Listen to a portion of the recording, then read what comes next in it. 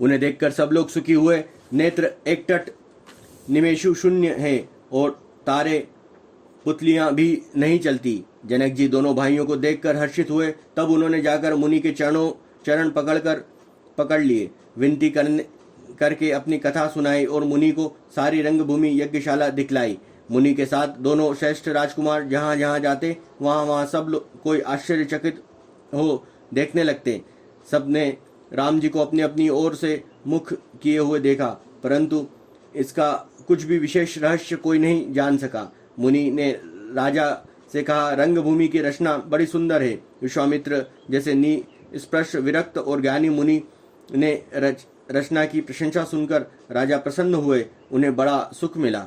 सब मंचों में एक मंच अधिक सुंदर, उज्जवल और विशाल था। स्वयं राजा ने मुनि सहित दोनों भाइयों को उस पर बिठाया। प्रभु को देखकर सब राजा हृदय में ऐसे हार गए, निराश और उत्साहहीन हो गए, जैसे पूर्ण चंद्रमा के उदय होने पर तारे प्रकाशहीन हो जाते हैं। उनके तेज को देखकर सबके मन में ऐसा विश्वास हो गया कि रामचंद्र जी ही धनुष को तोड़ेंगे, इसमें संदेह नहीं है। इधर उनके रूप को प्रकट देखकर सबके मन में यह निश्चय हो गया कि शिव जी के विशाल धनुष को जो संभव है न टूट सके, बिना तोड़े भी सीता जी श्री रामचंद्र जी के ही गले में जयमाला डालेगी, अर्थात दोनों तरह से ही हमारी हार हो गई है। विजय श्री रामचंद्र जी के हाथ रहेगी। यो सोचकर वे कहने लगे, हे भाई, ऐसा विचार कर यश, प्रताप, बल और तेज गंवार कर अपने अपने घर चलो। दूसरे राजा जो अविवेक से अंधे हो गए थे और अभिमानी थे, यह बात सुनकर बहुत हंसे। उन्होंने कहा, धनुष तोड़ने पर भी विवाह होना कठिन है, अर्थात सहज ही में हम जानकी को हाथ से जाने नहीं देंगे। फिर बिना तोड़े तो राजकुमार को ब्याह ही कौन सकता है। काल ही क्यों न हो, एक बार तो सीता जी के लिए उसे भी हम युद्ध में जीत लेंगे। यह घमंड की बात सुनकर दूसरे राजा और धर्मात्मा हरिभक्त और सयाने थे और मुस्कुराए। उन्होंने कहा, राजाओं के गर्व दूर करके जो धनुष किसी से नहीं टूट सकेगा, उसे तोड़कर श्री रामचंद्र सीता जी को ब्याहेंगे। रही युद्ध की बात, सो महाराज दशरथ के रण में बाके पुत्रों को युद्ध में तो जीत ही कौन सकता है। गाल बजाकर व्यर्थ ही मत मरो। मन में लड्डुओं से भी कभी भूख घुसती है। हमारे परम पवित्र निष्कपट सिख को सुनकर सीता जी को अपने जी में साक्षात जगत जननी समझो। उन्हें पत्नी रूप में पाने की आशा और लालसा छोड़ दो और श्री रामचंद्र जी को जगत का पिता परमेश्वर विचार कर नेत्र भर कर उनकी छवि देख लो। ऐसा अवसर बार बार नहीं मिलेगा। सुंदर सुख देने वाले समस्त गुणों की राशि ये दोनों भाई शिव जी के हृदय में बसने वाले, स्वयं शिव जी भी उन्हें सदा हृदय में छिपाए रखते हैं। वे तुम्हारे नेत्रों के समान सामने आ गए हैं। समीप आए हुए भगवत दर्शन रूप अमृत के समुद्र को छोड़कर तुम जगत जननी जानकी को पत्नी रूप में पाने की दुराशा रूप मिथ्या मृग जल को देखकर दौड़कर क्यों मरते हो। फिर भाई, जिसको जो अच्छा लगे वही जानकर करो। हमने तो श्री रामचंद्र जी के दर्शन करके आज जन्म लेने का फल पा लिया है, जीवन और जन्म को सफल कर लिया है। ऐसा कहकर अच्छे राजा प्रेम मग्न होकर श्री रामचंद्र जी का अनुपम रूप देखने लगे। मनुष्य को की तो बात ही क्या, देवता लोग भी आकाश से विमान पर चढ़े हुए दर्शन कर रहे हैं और सुंदर गान करते हुए फूल बरसा रहे हैं। बोलो सियावर रामचंद्र की जय। तब सुअवसर जानकर जनक जी ने सीता जी को बुला लिया। सब चतुर और सुंदर सखियां आनंद पूर्वक उन्हें लिवा चली। रूप और गुणों की खान जगत जननी जानकी की शोभा का वर्णन नहीं हो सकता है। उनके लिए कुछ मुझे काव्य की सब उपमाएं तुच्छ लगती है, क्योंकि वे लौकिक स्त्रियों के अंगों से अनुराग रखने वाली हैं, अर्थात वे जगत की स्त्रियों के अंगों को दी जाती है। काव्य की उपमाएं सब त्रिगुणात्मक माइक जगत से ली गई हैं। उन्हें भगवान की स्वरूपा शक्ति श्री जानकी जी के अप्रकृत चिन्मय अंगों के लिए प्रयुक्त करना उनका अपमान करना है और अपने को उपवासास्पद बनाना है।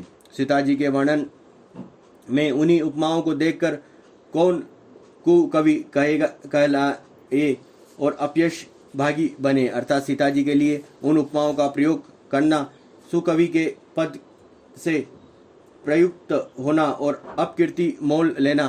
कोई भी सुकवि ऐसी नादानी और अनुचित कार्य नहीं करेगा। यदि किसी स्त्री के साथ सीता जी की तुलना की जाए तो जगत में ऐसी सुंदर युवती है ही कहाँ जिसकी उपमा उन्हें दी जाए। पृथ्वी की स्त्रियों को तो बात ही क्या, देवताओं की स्त्रियां को भी यदि देखा जाए तो हमारी अपेक्षा कहीं अधिक दिव्य और सुंदर हैं। तो उनमें सरस्वती तो बहुत ही बोलने वाली है, पार्वती अर्धांगिनी है, अर्थात अर्ध नारी नटेश्वर के रूप में उनका आधा ही अंग स्त्री का है, शेष आधा अंग पुरुष शिवजी का है। कामदेव की स्त्री रति पति को बिना शरीर का अनंग जानकर बहुत दुखी रहती है, और जिसके विष और मद जैसी समुद्र से उत्पन्न होने से के नाते प्रिय भाई हैं, और उन लक्ष्मी के समान तो जानकी जी को कहा ही कैसे जाए। जिन लक्ष्मी जी की बात ऊपर कही गई है वह निकली थी खारे समुद्र से, जिनको मंथन के लिए भगवान ने अति कर्कश पीठ वाले कच्छप का रूप धारण किया। रस्सी बनाई गई महान विषधर वासुकी नाग की, और मथानी का कार्य किया अतिशय कठोर मंदराचल पर्वत ने, और उसे मथा सारे देवताओं और दैत्यों ने मिलकर। जिन लक्ष्मी को अतिशय शोभा की खान और अनुपम सुंदर कहते हैं, उनको प्रकट करने हेतु बने ये सब असुंदर और स्वाभाविक ही कठोर उपकरण हैं। ऐसी उपकरणों के प्रकट हुई लक्ष्मी श्री जानकी जी की समता को कैसे पा सकती है। हाँ, इसके विपरीत यदि छवि रूप अमृत का समुद्र हो, परम रूपमय कच्छप हो, शोभाय रूप रस्सी हो, श्रृंगार रस पर्वत हो, और उस छवि को समुद्र को स्वयं कामदेव अपने ही कर कमलों से मथे, इस प्रकार का संयोग होने से जब सुंदरता और सुख की मूल लक्ष्मी उत्पन्न हो तो भी कवि लोग उसे बहुत संकोच के साथ सीता जी के समान कहेंगे। जिस सुंदरता के समुद्र को कामदेव मथेगा वह सुंदरता भी प्राकृतिक लौकिक सुंदरता ही होगी, क्योंकि कामदेव स्वयं भी त्रिगुणमय प्रकृति का ही विकार है। अतः उस सुंदरता को मत कर प्रकट हुई लक्ष्मी भी उपयुक्त लक्ष्मी की अपेक्षा कहीं अधिक सुंदर और दिव्य होने पर भी होगी प्राकृतिक ही। अतः उसके साथ भी जानकी जी की तुलना करना कवि के लिए बड़े संकोच की बात होगी। जिस सुंदरता से जानकी जी का दिव्य परम दिव्य विग्रह बना, वह सुंदरता उपयुक्त सुंदरता से भिन्न अप्रकृत्य है। वस्तुतः लक्ष्मी जी का अप्रकृत्य रूप भी यही है। वह कामदेव के मतने से नहीं आ सकती, और वह जानकी जी का स्वरूप ही है, अतः उससे भिन्न नहीं है। अतः और उपमा दी जाती है कि भिन्न वस्तु के साथ। इसके अतिरिक्त जानकी जी प्रकट हुई स्वयं अपने महिमा से, उन्हें प्रकट करने के लिए किसी भिन्न उपकरण की अपेक्षा नहीं है, अर्थात शक्तिमान से अभिन्न अद्वित तत्व है, अतएव अनुपमेय है। यही गुण दार्शनिक तत्व भक्त शिरोमणि कवि ने इस अभूतोपमालकार के द्वारा बड़ी सुंदरता से व्यक्त किया है। सयानी सखियां सीता जी को साथ लेकर मनोहर वाणी से गीत गाती हुई चली। सीता जी के नवल शरीर रूप सुंदर साड़ी सुशोभित है। जगत जननी की महान छवि अतुल्य है। सब आभूषण अपनी अपनी जगह पर शोभित हैं, जिन्हें सखियों ने अंग अंग में भली भांति सजाकर पहनाया है। जब सीता जी ने रंग भूमि में पैर रखा तब उसका दिव्य रूप देखकर स्त्रियां पुरुष सभी मोहित हो गए। देवताओं ने हर्षित होकर नगाड़े बजाए और पुष्प बरसाए। अप्सराएं गाने लगी। सीता जी के कर कमलों में जय जय जय माला सुशोभित है। सब राजा चकित होकर अचानक उनकी ओर देखने लगे। सीता जी चकित चित्त से श्री रामचंद्र जी देखने लगे। तब सब राजा लोग मोह के वश हो गए और सीता जी ने मुनि के पास बैठे हुए दोनों भाइयों को देखा तो उनके नेत्र अपना खजाना पाकर ललचाकर वहीं श्री रामचंद्र जी में जा लगे, स्थिर हो गए। बोलो शियावर रामचंद्र की जय, पवन पुत्र हनुमान की जय, जय जय महादेव की जय। बोलो सियावर रामचंद्र की जय। परंतु गुरुजनों की लाज से तथा बहुत बड़े समाज को देखकर सीता जी सकुचा गई। वे श्री रामचंद्र जी को हृदय में लाकर सखी को की ओर देखने लगी। श्री रामचंद्र जी रूप और सीता जी की छवि देखकर स्त्री पुरुष ने पलक मारना छोड़ दिया और सब एकटक उन्हीं को देखने लगे। सभी अपने मन में सोचते हैं कि पर कहने में सकुचाते हैं। मन ही मन वे विधाता से विनती करते हैं, हे विधाता, जनक की मूर्ता को शीघ्र हर लीजिए और हमारी ही ऐसी सुंदर बुद्धि उन्हें दीजिए कि जिससे बिना ही विचार किए राजा अपना प्रण छोड़कर सीता जी का विवाह राम जी से कर दे। संसार उन्हें भला कहेगा, क्योंकि यह बात सब किसी को अच्छी लगती है। हट करने से अंत में भी हृदय जलेगा। सब लोग इसी लालसा में मग्न हो गए कि जानकी जी के योग्य वर तो यह सांवला ही है। तब राजा जनक ने बंदीजनों भाटों को बुलाया। वे विरुदावली वंश की कीर्ति गाते हुए चले आए। राजा ने कहा, जाकर मेरे प्रण सबसे कहो। भाट चले और उनके हृदय में मन कम आनंद न था। भाटों ने श्रेष्ठ वचन कहा, हे पृथ्वी की पालना करने वाले सब राजागण, सुनिए। हम अपनी भुजा उठाकर जनक जी का विशाल प्रण कहते हैं। राजाओं की भुजाओं का बल चंद्रमा है। शिव जी का धनुष राहु है, वह भारी है, कठोर है और यह सबको विदित है। बड़े भाई योद्धा रावण और बाणासुर भी इसी धनुष को देखकर गो से चुपके से चलते बने। उसे उठाना तो दूर रहा, छूने तक की हिम्मत न हुई। उसी शिव जी के कठोर धनुष को आज इस राजसभा में जो भी तोड़ेगा, तीनों लोगों की विजय के साथ ही उसको जानकी जी बिना किसी विचार के हठपूर्वक वर्ण करेगी। प्रण सुनकर सब राजा ललचा उठे।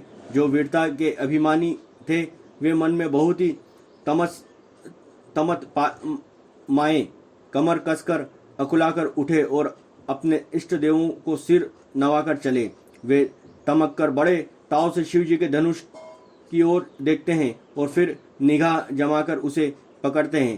करोड़ों भांति से जोर लगाते हैं पर वह उठता ही नहीं। जिन राजाओं के मन में कुछ विवेक है वे धनुष के पास ही नहीं जाते। वे मूर्ख राजा तमस्कर किटकिटाकर धनुष को पकड़ते हैं और परंतु जब नहीं उठता है तो लजाकर चले जाते हैं। मानव वीरों की भुजाओं का बल पाकर वह धनुष अधिक भारी होता जाता है।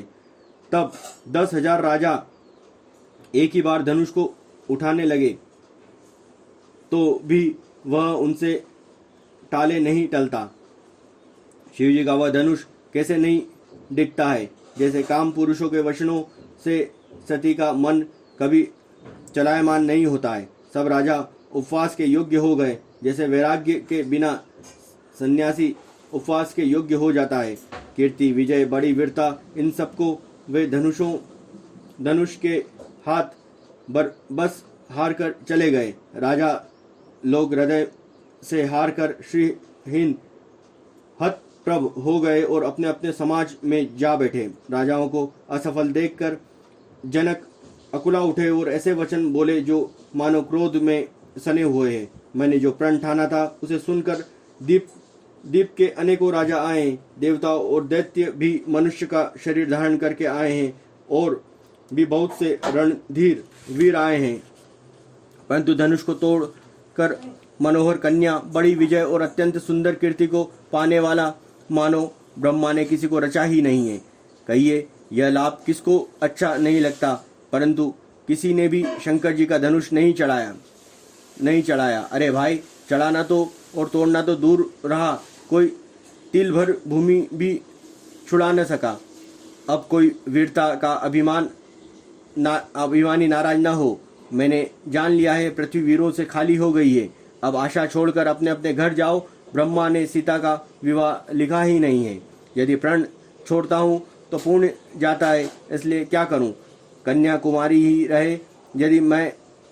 यदि मैं जानता कि पृथ्वी के वीरों से शून्य है तो प्रण करके उपवास का पात्र न बनता। जनक के वचन सुनकर सभी स्त्री पुरुष जानकी जी की ओर देखकर दुखी हुए, परंतु लक्ष्मण जी तमा उठे। उनकी भौहें टेढ़ी हो गई, होंठ फड़कने लगे और नेत्र क्रोध से लाल हो गए। श्री रघुवीर जी के डर से कुछ कह तो सकते नहीं, पर जनक के वचन उन्हें बाण से लगे। जब न रह सके तब श्री रामचंद्र के चरण कमलों में सिर नवाकर वे यथार्थ वचन बोले। रघुवंशियों में कोई भी जहाँ होता है उस समाज में ऐसे वचन कोई नहीं कहता जैसे अनुचित वचन रघु कुल शिरोमणि श्री रामचंद्र जी को उपस्थित जानते हुए भी जनक जी ने कहे हैं।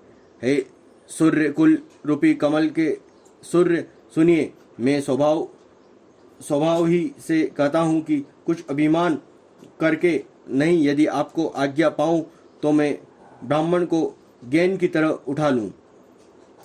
यदि मैं आपकी आज्ञा पाऊँ तो ब्रह्मांड को मैं गेंद की तरह उठा लूँ और उसे कच्चे घड़े की तरह फोड़ डालूँ। मैं सुमेरु पर्वतों को मूली की तरह तोड़ सकता हूँ। हे भगवान, आपके प्रताप की महिमा से यह बेचारा पुराना धनुष तो कौन चीज है। ऐसा जानकर हे नाथ, आज्ञा हो तो कुछ खेल करूं। उसे भी देखिए, धनुष को कमल की डंडी की तरह चढ़ाकर उसे 100 योजन तक दौड़ा लिए चला जाऊं। हे नाथ, आपके प्रताप के बल से धनुष को कुकुर मुत्ते बरसाती छत्ते की तरह तोड़ दूं। यदि ऐसा न करूं तो प्रभु के चरणों की शपथ है कि फिर मैं धनुष और तरकस को कभी हाथ में भी न लूंगा। जो ही लक्ष्मण जी क्रोध भरे वचन बोले कि पृथ्वी डगमगा उठी और दिशाओं के हाथी कांप गए। सभी लोग और सब राजा डर गए। सीता जी के हृदय में हर्ष हुआ। जनक जी सकुचा गए।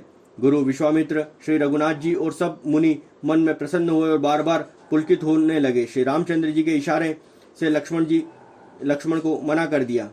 जी ने इशारे से लक्ष्मण को मना कर दिया और प्रेम सहित अपने पास बैठा लिया। विश्वामित्र जी शुभ समय जानकर अत्यंत प्रेम भरी वाणी बोले, हे राम, उठो, शिवजी का धनुष तोड़ो और हे तात, जनक का संताप मिटाओ। गुरु जी के वचन सुनकर श्री राम जी ने चरणों में सिर नवाया। उनके मन में न हर्ष हुआ न विषाद। वे अपनी एड़ी खड़े होकर शान से जवान सिंह की लजाते हुए सहज स्वभाव से ही उठ खड़े हुए। मंच रूपी उदयाचल पर श्री रघुनाथ जी रूपी बाल सूर्य के उदय होते ही सब संत रूपी कमल खिल उठे और नेत्र रूपी भुएं हर्षित हो गई।